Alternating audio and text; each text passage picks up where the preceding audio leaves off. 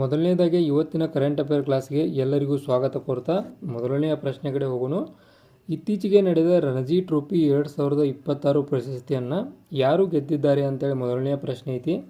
ಆಪ್ಷನ್ಗಳನ್ನು ನೋಡ್ರಿ. ಜಮ್ಮು ಕಾಶ್ಮೀರ, ಕರ್ನಾಟಕ, ದೆಹಲಿ ಅಂತ ಐತಿ. ಈ ಪ್ರಶ್ನೆಗೆ ಸರಿಯಾದ ಉತ್ತರ ಆಪ್ಷನ್ ಎ, ಜಮ್ಮು ಕಾಶ್ಮೀರ. ಜಮ್ಮು ಕಾಶ್ಮೀರದವರ 2025-26ನೇ ಸಾಲಿನ ರಣಜಿ ಟ್ರೋಫಿಯನ್ನು ಗೆದ್ದರು.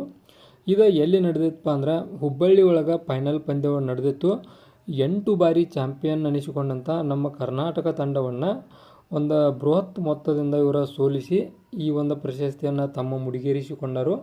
ಅಂದ್ರೆ ಈ ಒಂದು ಸರಣಿ ನೋಡ್ಬೋದು ನಾವು 291 ರನ್ಗಳ ಬೃಹತ್ ಮುನ್ನಡೆಯಿಂದ ಈ ಒಂದು ರಣಜಿ ಟ್ರೋಫಿಯನ್ನು ಗೆದ್ದರು. ಎಷ್ಟು ರನ್ಲೆ? 291. ಸ್ವಲ್ಪ ನೋಟ್ ಮಾಡಿ ಇಟ್ಕೋರಿ ಇದನ್ನು.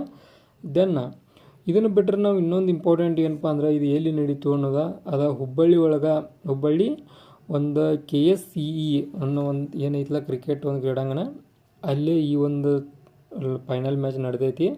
ಅದರೊಳಗೆ ಯಾವ ತಂಡವನ್ನು ಸೋಲಿಸಿದಾರೆ ಅಂದ್ರೆ ಕರ್ನಾಟಕ ತಂಡವನ್ನು ಸೋಲಿಸಿ ಜಮ್ಮು ಕಾಶ್ಮೀರ ತಂಡ ಈ ಒಂದು ಪ್ರಶಸ್ತಿಯನ್ನು ಗೆದ್ದೈತಿ. ಜಮ್ಮು ಕಾಶ್ಮೀರ ತಂಡದ ಒಂದು ಅಕೀಬ್ ನಬಿ ಅನ್ನೋ 60 ವಿಕೆಟ್ಗಳನ್ನು ಪಡೆದ ಒಂದು ಸರಣಿ ಒಳಗೆ ಒಂದು ಉತ್ತಮ ಆಟಗಾರ ಅಂತೇಳಿ ಪ್ರಶಸ್ತಿ ಕೂಡ ಪಡ್ಕೊಂಡಾನು. ಇದೊಂದು ಇಂಪಾರ್ಟೆಂಟ್ ಇರ್ತೈತಿ. ಇದನ್ನು ಬಿಟ್ಟರೆ ಈ ಒಂದು ಟ್ರೋಫಿ ಕುರಿತಂತೆ ಏನು ಕೇಳೋದಿಲ್ಲ. ಒಂದು ಕರ್ನಾಟಕ ಅನ್ನೋದು ನೆನಪಿಟ್ಕೋರಿ. ಜಮ್ಮು ಕಾಶ್ಮೀರ. ಮುಂದಿನ ಪ್ರಶ್ನೆ ಕಡೆ ಬರ್ತಾನೆ ನಾನು. ರಾಜಸ್ಥಾನದಲ್ಲಿರುವ ಪ್ರಸಿದ್ಧ ಮೌಂಟ್ ಅಬುವನ್ನು ಇತ್ತೀಚೆಗೆ ಏನೆಂದು ಮರುನಾಮಕರಣ ಮಾಡಲಾಗಿದೆ ಅಂತೈತಿ. ಅದಕ್ಕೆ ಆನ್ಸರ್ ಏನಪ್ಪ ಅಂದ್ರೆ ಆಪ್ಷನ್ ಸಿ, ಅಬುರಾಜ್ ಅಂತೇಳಿ ಈ ಒಂದು ಮೌಂಟ್ ಅಬು ಏನಿತ್ತಲ್ಲ ಅದಕ್ಕೆ ಅಬುರಾಜ್ ಅಂತೇಳಿ ಒಂದು ಮರುನಾಮಕರಣವನ್ನು ಮಾಡಿದರು. ಇದು ಎಲ್ಲೈತಿ ಅನ್ನೋದು ಇಂಪಾರ್ಟೆಂಟ್ ಆಗೈತಿ. ಅದನ್ನು ನೋಟ್ ಮಾಡಿಟ್ಕೋದಾರೆ. ರಾಜಸ್ಥಾನದೋಗಿದೈತಿ. ಇದನ್ನು ಮರುನಾಮಕರಣ ಏನಂತ ಮಾಡಿದರು? ಅಬುರಾಜ್ ಅಂತೇಳಿ ಮರುನಾಮಕರಣವನ್ನು ಮಾಡಿದರು. ಇದನ್ನು ಯಾರು ಮಾಡಿದಾರಪ್ಪ ಅಂದ್ರೆ ರಾಜಸ್ಥಾನದ ಮುಖ್ಯಮಂತ್ರಿ ಭಜನ್ ಲಾಲ್ ಶರ್ಮಾ ಅವರ ಈ ಒಂದು ಸಭೆ ಒಳಗೆ ಇದನ್ನು ನಾವು ಅಬುರಾಜ್ ಅಂತೇಳಿ ಮಾಡ್ತಾವೆ ಅಂತೇಳಿ ಕೂಡ ಘೋಷಣೆಯನ್ನು ಮಾಡಿದರು. ಇದನ್ನು ಹೊರತುಪಡಿಸಿ ಇದ್ರಾಗ ಏನು ಹೆಚ್ಚು ಬರೋದಿಲ್ಲ. ಅಂದ್ರೆ ಇದರೊಂದಿಗೆ ನಾವು ಇಲ್ಲಿ ಸ್ವಲ್ಪ ಒಂದು ಇಂಪಾರ್ಟೆಂಟ್ ಲೈನ್ ನೋಡ್ಕೋರಿ.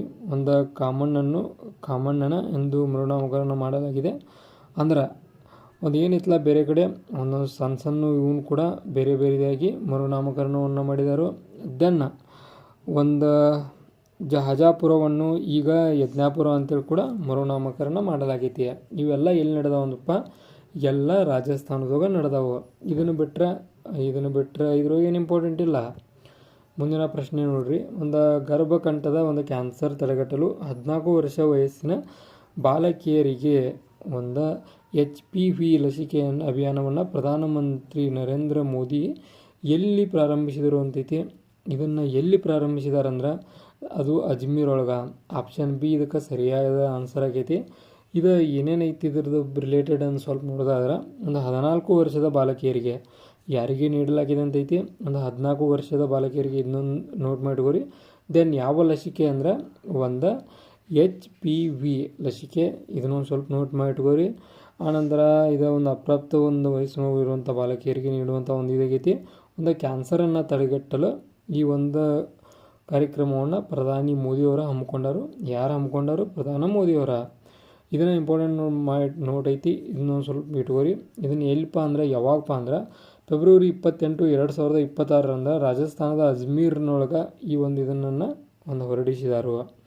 ಅಂದರೆ ಚಾಲನೆಯನ್ನು ನೀಡಿದರು. ಇದಾದ ಬಳಿಕ ಮುಂದಿನ ಪ್ರಶ್ನೆ ಕಡೆ ಹೋಗೋಣ.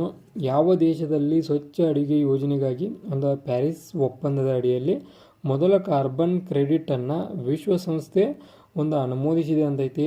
ಇದಕ್ಕೆ ಆನ್ಸರ್ ಏನಪ್ಪ ಅಂದ್ರೆ ಆಪ್ಷನ್ ಎ, ಮಯನ್ಮಾರದವರ ಒಂದು ಏನೈತಲ್ಲ ಇದು ಅಂದ್ರೆ ಪ್ಯಾರಿಸ್ ಒಪ್ಪಂದದ ಅಡಿ ಒಳಗೆ ಒಂದು ಕಾರ್ಬನ್ ಕ್ರೆಡಿಟ್ ಒಂದು ಅಡಿಗೆ ಒಳಗೆ ಸ್ವಚ್ಛತೆಯನ್ನು ಕಾಪಾಡುವ ಉದ್ದೇಶದಿಂದ ಇದನ್ನು ಮಾಡಿದರು.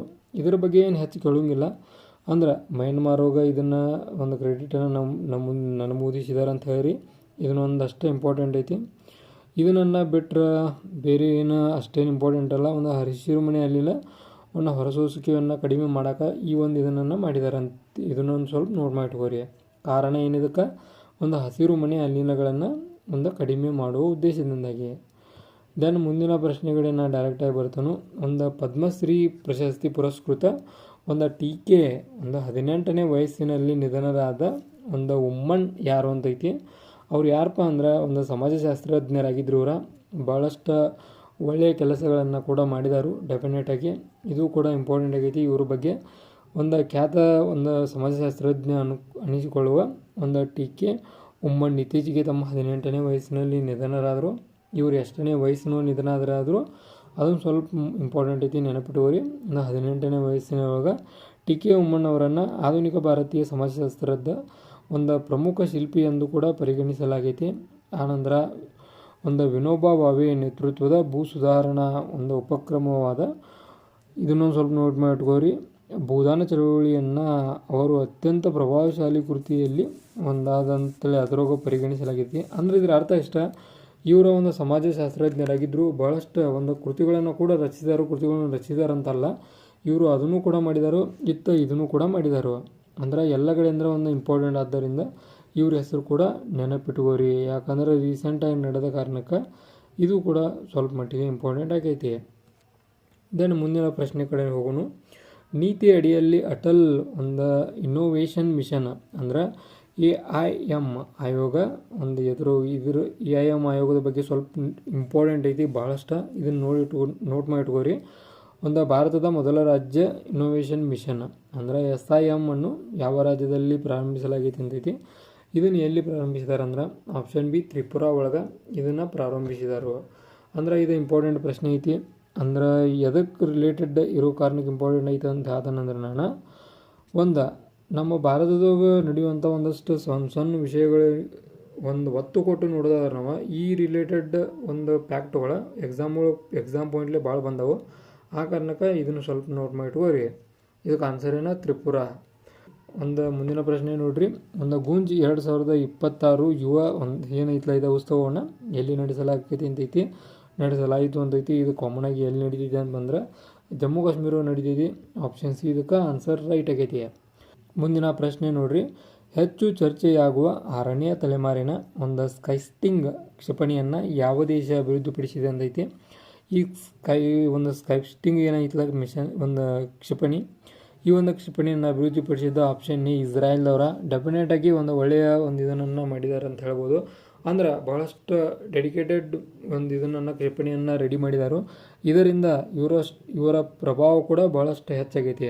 ಅಂದರೆ ಈಗ ಇರಾನ್ ಮತ್ತು ಇಸ್ರೇಲ್ ನಡುವೆ ಏನು ಯುದ್ಧ ನಡೆಯೋದಿಲ್ಲ, ಅದರೊಳಗೆ ಇದರ ಪ್ರಭಾವ ಕೂಡ ನಾವು ನೋಡೋ ಚಾನ್ಸ್ ಐತಿ. ಆ ಕಾರಣಕ್ಕೆ ಇಂಪಾರ್ಟೆಂಟ್ ಪ್ರಶ್ನೆ ಐತಿ, ನೋಟ್ ಮಾಡಿ ಇಟ್ಕೋರಿ. ಇವಾಗಿದ್ದು ಇವತ್ತಿನ ಮೋಸ್ಟ್ ಇಂಪಾರ್ಟೆಂಟ್ ಕರೆಂಟ್ ಅಫೇರ್ ಕ್ವಶನ್ಗಳು. ಇದೇ ಥರ ನಿಮ್ಗೆ ಇನ್ಫಾರ್ಮೇಟಿವ್ ವಿಡಿಯೋಗಳು ಬೇಕಾದ್ರೆ ಚೆನ್ನಾಗಿ ಸಬ್ಸ್ಕ್ರೈಬ್ ಮಾಡ್ಕೋರಿ.